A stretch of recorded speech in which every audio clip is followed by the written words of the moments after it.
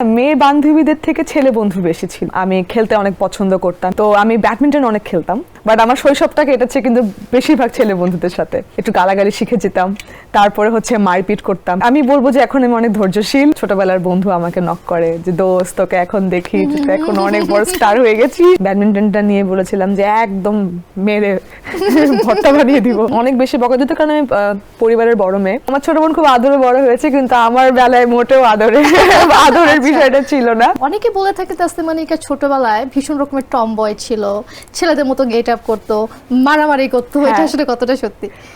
একদমই সত্যি, একদমই সত্যি। কারণ আমার না মেয়ে বান্ধবীদের থেকে ছেলে বন্ধু বেশি ছিল। এটা কেন জানি না, আমার সাথে বোন তো বেশি আসলে ছেলে বন্ধুদের। এবং আমি অনেক স্পোর্টস লাভার ছিলাম, আমি খেলতে অনেক পছন্দ করতাম, বিভিন্ন রকমের স্পোর্টসের সাথে আমি কানেক্টেড ছিলাম আমার স্কুল থেকেই। তো আমি ব্যাডমিন্টন অনেক খেলতাম। তো আমার পাড়ার যতগুলো আসলে যাদের সাথে আমি আসলে পাড়াতে ব্যাডমিন্টন খেলতাম তারা সবাই ছিল আসলে ছেলে। হ্যাঁ, তো তারা এখন এক একজন এক এক জায়গায় আছে। আমার মনে যে আমার জানি না আসলে তাদের সাথে তারা আমাকে মনেও রেখেছে নাকি, বাট আমার শৈশবটা কেটেছে কিন্তু বেশিরভাগ ছেলে বন্ধুদের সাথে। তো যেটা হয় ছেলে বন্ধুদের সাথে মানে মিশলে যেটা হয় যে একটু গালাগালি শিখে যেতাম, তারপরে মারপিট করতাম কিছুতে কিছু হলেই। হ্যাঁ, তো আমার বাবা আমাকে একটা ব্যাট কিনে দিয়েছিল, ব্যাডমিন্টনের একটা র্যাকেট কিনে দিয়েছিল, এবং একবার আমি র্যাকেট দিয়ে একজনকে মারতে গেছিলাম। তো ওই জিনিসটা ওই বিষয়টা আমার মধ্যে খুব ছিল। এখন অনেক কমে গেছে। এখন আমি একটু আমি বলবো যে এখন আমি অনেক ধৈর্যশীল, অনেক বেশি অনেক বেশি সফট হয়ে গেছে। আমার মনে হয় যত বেশি বয়স হয় মানুষ মনে হয় একটু দমিয়ে যায় না। ছোটবেলায় একদম সেই মানে মাথা গরম। আচ্ছা, তোমার তো প্রচুর ছেলে ফ্রেন্ড ছিল ওই সময়টাতে, তাদের সাথে কি কোনোভাবে কোনো ধরনের কমিউনিকেশন হয়? আমার কিছু ফ্রেন্ড আমাকে ফেসবুকে নক করে। আমার একটা ফ্রেন্ড আছে র্যালি, আমার এখনো মনে আছে প্রিন্স নামে আমার একটা ফ্রেন্ড ছিল। হ্যাঁ, যাদের সাথে আমি ব্যাডমিন্টন খেলতাম। তো র্যালির সাথে আমার যোগাযোগ আছে।